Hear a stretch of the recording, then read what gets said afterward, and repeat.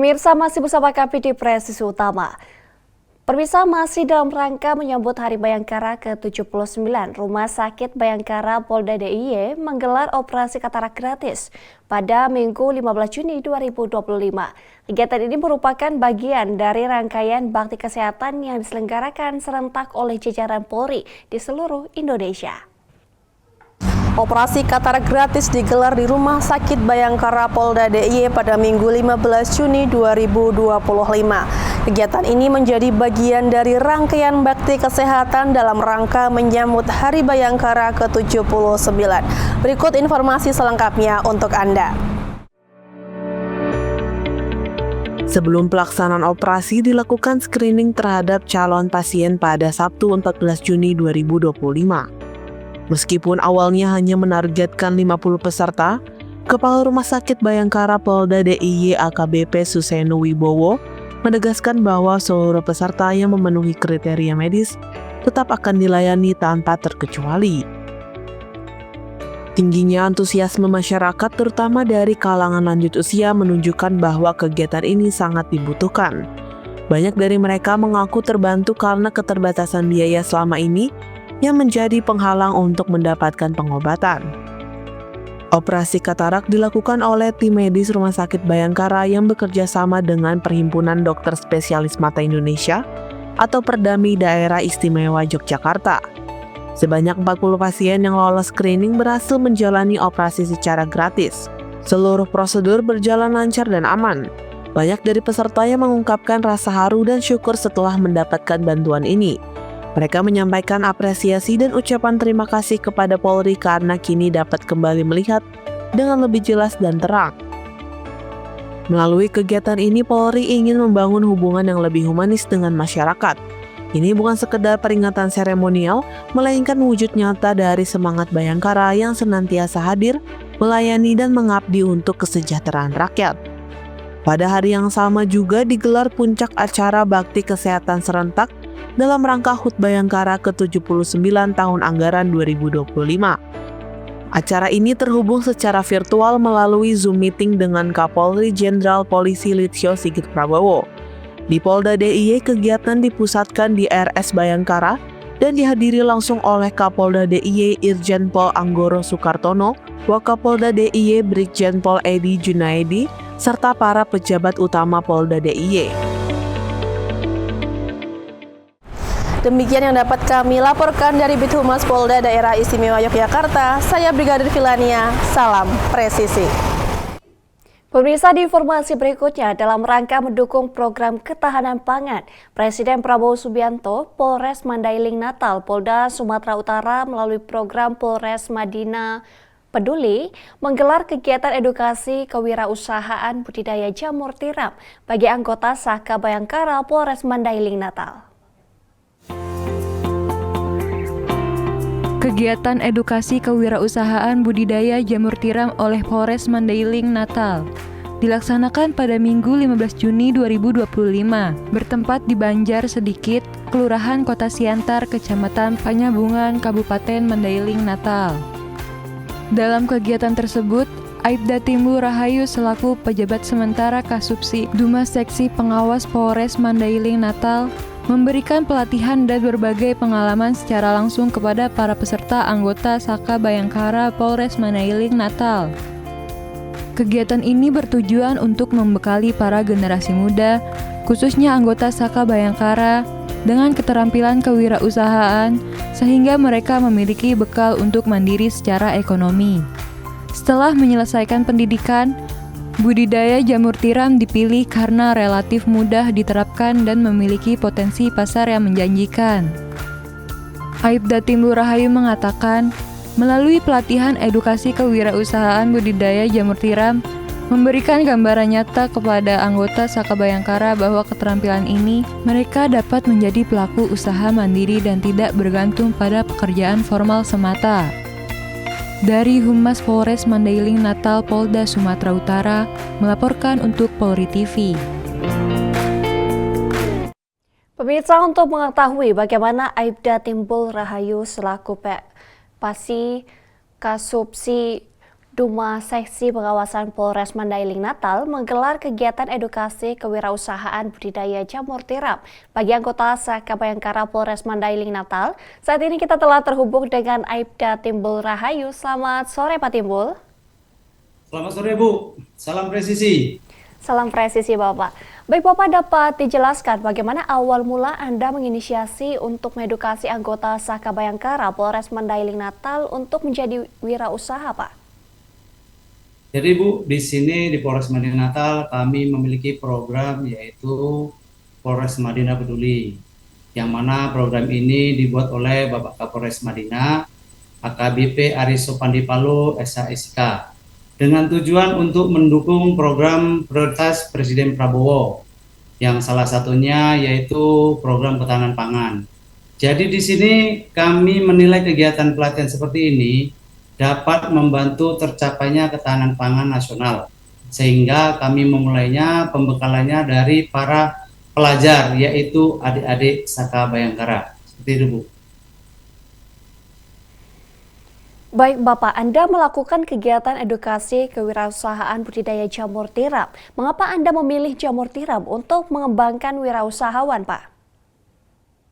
Menurut hemat kami, budidaya jamur tiram ini relatif mudah diterapkan, dikarenakan bahan bakunya banyak di daerah sini, seperti dedak, kapur, sekam padi, atau serbuk kayu, ditambah dengan harganya lumayan bagus di pasaran, dan permintaannya cukup banyak, sehingga cukup menjanjikan untuk dibudidayakan.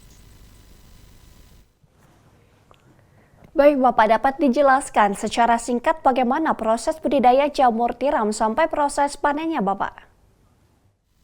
Ya Bu, di sini yang perlu kalau kita mau berbudidaya jamur tiram, yang pertama-tama kita siapkan bahan baku. Bahan baku itu berupa serbuk kayu, dedak, atau sekam padi ya, kalau nggak ada serbuk kayu, sekam padi, dedak, lalu kapur dolomit. Nah, ketiga bahan itu lalu dicampur dengan air hingga merata, kemudian kita diamkan 1 malam. Setelah 1 malam, kita masukkan ke plastik. Nah, plastiknya seperti ini. Seperti ini plastiknya. Habis itu kita kukus selama 3 jam. Selama 3 jam untuk proses sterilisasi. Kemudian kita dinginkan. Setelah dingin, kita taburi dengan bibit jamur Bu. Setelah kita taburi dengan bibit jamur, kita tunggu sekitar 1 bulan agar medianya itu diselimuti oleh miselium jamurnya. Setelah sebulan itu diselimuti miselium jamurnya sudah merata, kita buka permukaannya, permukaan jamurnya. Kemudian kita siram pagi, siang, sore selama 1 hari 3 kali. Kemudian tumbuhlah jamurnya seperti ini Bu. Setelah tumbuh jamurnya, kita kemas sesuai kebutuhan pasar, dan medianya itu tahan sampai 4 bulan Bu, produksi, tumbuh secara berganti-gantian. Seperti itu Bu, secara singkatnya. Baik Bapak, untuk pengelolaan konsumsi biasanya jamur tiram diolah menjadi apa saja Pak? Jamur tiram ini sejenis sayuran Bu. Jadi biasanya diolah menjadi jamur crispy, bisa juga menjadi di sop gitu kan, bisa juga ditumis, bisa juga direndang, seperti hanya sayuran lagi seperti itu Bu. Baik Bapak, Anda bertekad mencetak generasi muda menjadi pelaku usaha mandiri. Dapat dijelaskan seperti apa Bapak? Kalau saya sebagai di sini karena memiliki usaha kan itu, usaha ini jadi ya saya bagi juga pengalaman saya kepada adik-adik Saka Bayangkara, nggak adik Saka aja, sebelumnya banyak masyarakat, mahasiswa juga belajar sama kita. Jadi pelatihan jamur ini kami buat itu di wilayah Polres Madinah Natal ya, sebagai wujud kami dalam mendukung ketahanan pangan yang telah diprogramkan oleh Bapak Presiden Prabowo Subianto. Sehingga harapan kami itu pemuda-pemuda khususnya Saka Bayangkara memiliki pengalaman dalam berwirausaha. Selanjutnya mereka dapat membuka lapangan kerja sendiri, tidak menjadi pengangguran setelah menyelesaikan pendidikannya. Seperti itu, Bu. Baik, Bapak dapat sampaikan pesan kepada warga, khususnya remaja, agar selalu kuat menghadapi tantangan dalam usaha, Pak. Pesan kami kepada adik-adik, para remaja, kerjakanlah pekerjaanmu secara ikhlas, jangan bosan untuk mencoba. Percayalah, setiap perjuangan dan kerja keras pasti akan terima kasih, Bu. Baik, terima kasih Aibda Timbul Rahayu, Pasi Kasubsi Duma Seksi Pengawasan Polres Mandailing Natal, telah bergabung bersama kami di Polri TV. Selamat sore dan salam presisi. Salam, Bu, salam presisi. Polri untuk rakyat, Bu. Polri untuk rakyat. Pemirsa, kita beralih ke informasi selanjutnya. Dalam gelaran hari pertama pelatihan penulisan berita dan artikel yang diinisiasi oleh Divisi Humas Polri, Direktur Pemberitaan Media Indonesia menyampaikan apresiasi kegiatan ini sebagai bentuk penguatan fungsi kehumasan yang dibutuhkan oleh masyarakat. Mewakili Kepala Divisi Humas Polri Irjen Pol Sandi Nugroho, Penata Kehumasan Utama Tingkat 2 Brigjen Pol Sabtono Erlangga Waskitoroso hadir dan membuka secara resmi kegiatan tersebut. Sebanyak 40 personel Polri yang terdiri dari 34 perwakilan Humas Polda Jajaran dan 6 personel Divisi Humas Polri mengikuti pelatihan yang digelar selama 5 hari ini. Dimulai pada tanggal 16 Juni 2025 hingga 20 Juni 2025 mendatang, yang bertempat di Hotel Ambara, Jakarta Selatan.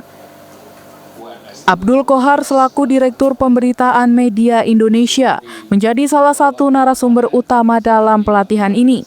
Ia menyampaikan apakah menulis itu penting, yang bertujuan untuk memotivasi peserta agar menjadikan menulis sebagai kebiasaan, sehingga dalam melaksanakan tugasnya dapat dengan profesional, cepat, dan akurat.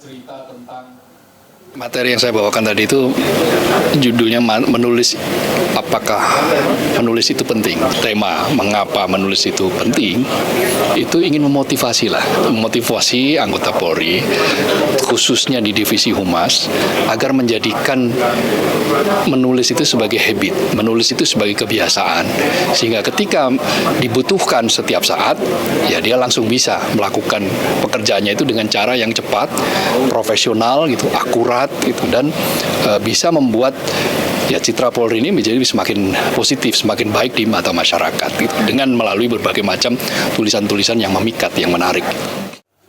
Abdul Kohar juga mengapresiasi itikat dan tekad baik Divisi Humas Polri dalam memperkuat fungsi kehumasan melalui pelatihan ini.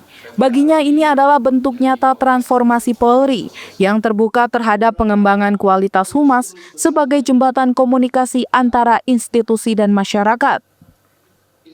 Yang pasti ini adalah suatu itikat atau suatu ikhtiar, suatu tekad bahkan yang sangat baik ya dari Divisi Humas Polri, yang mereka menyadari fungsinya dari hari ke hari, dari waktu ke waktu itu semakin dibutuhkan oleh masyarakat. Perkembangan teknologi juga semakin cepat, maka kemampuan profesional dari anggota Polri untuk menyajikan informasi yang akurat, informasi yang sangat dibutuhkan oleh masyarakat, informasi yang sesuai dengan yang dikehendaki oleh masyarakat, itu semua bisa disajikan melalui pelatihan menulis ini, dan itu menurut saya luar biasa. Itu sebuah langkah yang luar biasa, langkah yang ingin membuat bahwa Polri itu tidak melulu urusan-urusan yang sifatnya ya hari ke hari kita tahu di jalanan, polisi lalu lintas, tapi juga merumuskan ide-ide, merumuskan informasi, menyampaikan hal-hal baik kepada masyarakat, menyampaikan gagasan-gagasan tentang hal-hal banyak hal lah dari masyarakat, atau menerima masukan-masukan dari masyarakat. Apresiasi yang didapatkan Divisi Humas Polri menjadi bukti nyata komitmen institusi dalam memperkuat kualitas komunikasi publik. Momentum ini tidak hanya sekedar pelatihan, namun juga investasi strategis membangun citra dan kepercayaan masyarakat kepada Polri. Dari Jakarta, Aisyah Baharsya, Christian Hendra, Polri TV. Pemirsa, di informasi lalu lintas, untuk mengetahui pantauan arus lalu lintas sore hari ini di sejumlah daerah, berikut laporan Brigadir Satya, petugas NTMC Korlantas Polri. Ya baik, selamat sore pemirsa. Saya Brigadir Satria akan mengupdate informasi kondisi arus lalu lintas terkini di beberapa titik rawan kepadatan yang langsung kami pantau melalui CCTV NTMC Polri. Yang pertama kita lihat kondisi arus lalu lintas di kawasan Jembatan Layang Mampang, Jakarta Selatan. Untuk kendaraan dari jalur flyover dari tendean yang akan menuju ke arah Pancoran dalam keadaan kondusif lancar, berbeda halnya untuk lalu lintas di ruas arteri dari arah Pancoran yang akan menuju ke arah Kuningan dalam keadaan ramai namun tetap terbilang lancar. Sementara untuk lalu lintas di tol dalam kota dari arah Pancoran yang akan menuju ke arah Kuningan maupun sebaliknya dalam keadaan cukup ramai, tetap kami himbau bagi Anda para pengguna jalan tol agar tidak menggunakan bahu jalan dikarenakan bahu jalan hanya diperuntukkan untuk keadaan yang darurat. Kita keluar dari ibu kota Jakarta untuk melihat kondisi arus lalu lintas di kawasan Cisarua, Bogor, Puncak, Jawa Barat. Untuk kendaraan dari arah Puncak yang akan menuju ke arah Jakarta atau Ciawi pada sore hari ini nampak cukup padat dikarenakan peningkatan volume arus kendaraan dan juga ramainya kegiatan masyarakat di sekitar kawasan tersebut agar para pengendara dapat tetap bersabar serta tetap pada lajur Anda agar tidak mengganggu kelancaran lalu lintas pada lajur sebaliknya. Sementara untuk kendaraan dari arah Jakarta atau Ciawi yang akan menuju ke arah Puncak dalam keadaan kondusif lancar, tetap kami himbau agar dapat tetap menjaga jarak aman kendaraan Anda dengan kendaraan lainnya. Selanjutnya kita beralih untuk melihat kondisi arus lalu lintas di kawasan Terminal Tirtonadi, Solo, Jawa Tengah.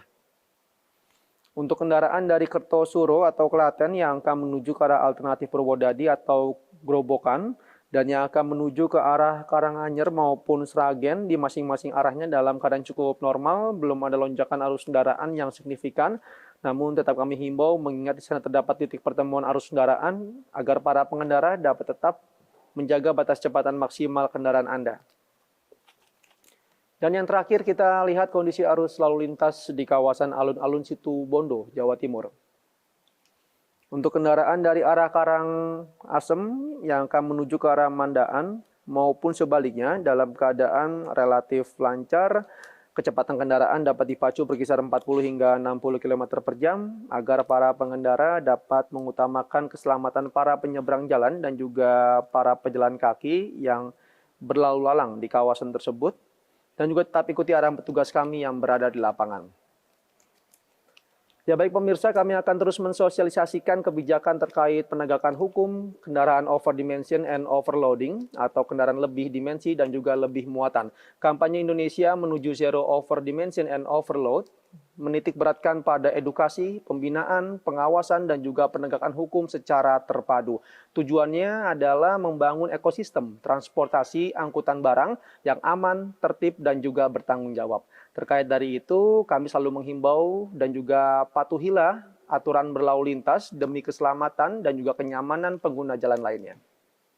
Dan untuk informasi selengkapnya, silakan hubungi call center kami di nomor 1500669 dan juga melalui SMS Center di 9119.